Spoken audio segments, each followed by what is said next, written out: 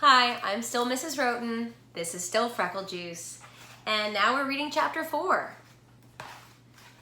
Pretty soon, something happened, all right. Andrew turned greenish and felt very sick. His stomach hurt. At 4 o'clock, Mrs. Marcus came home. "Yoo-hoo, Andrew! Where are you?" she called. Andrew heard her, but he couldn't answer. He was too weak. He made a small noise. "Andrew Marcus, is that you?" His mother stood in the doorway of her bedroom. "What are you doing in here? I told you to play outside. And why didn't you change your clothes? Didn't I say to change your clothes?" Andrew made another noise. Mrs. Marcus looked at his face. "Andrew, you're green. Absolutely green. Are you sick?" Andrew nodded. He was afraid if he opened his mouth, he'd lose the freckle juice. "What hurts?" Mrs. Marcus asked, feeling his forehead. Andrew moaned and held his stomach. "Oh my! Appendicitis! You must have appendicitis! I'm going to call the doctor." "No, I'd better just drive straight to the hospital." "No, I'll call the ambulance." Andrew shook his head, but his mother didn't notice. She said, "Don't move. I'm going to the kitchen to phone. I'll be right back." Andrew rolled around, moaning. Mrs. Marcus came back to her bedroom in a hurry.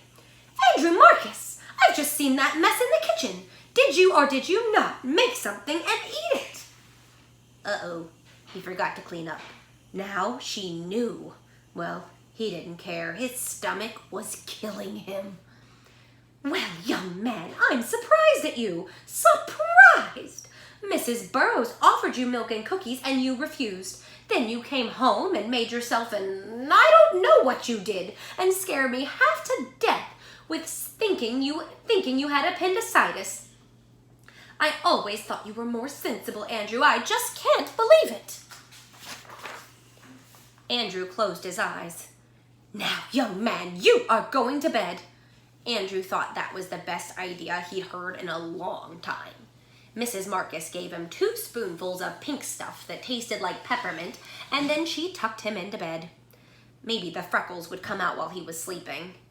Right now, he didn't care much if they ever came out. He hated Sharon. She'd done it on purpose, just to get his 50 cents. He'd show her. She'd be sorry someday. He drifted off to sleep.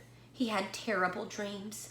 A big green monster made him drink 2 quarts of freckle juice 3 times a day. Every time he drank it, the monster got freckles, but Andrew didn't. Andrew woke up sweaty. His stomach still felt funny. His mother gave him 2 more spoonfuls of that pink stuff, and he fell asleep again. The next day, Andrew stayed home from school. He only looked in the mirror once. No freckles. He wasn't surprised. At noon, he drank some hot tea. He wasn't ever going back to school. Sharon wasn't going to see him without freckles. She thought she was so great. Well, she wasn't going to get the chance to laugh at him, no sir.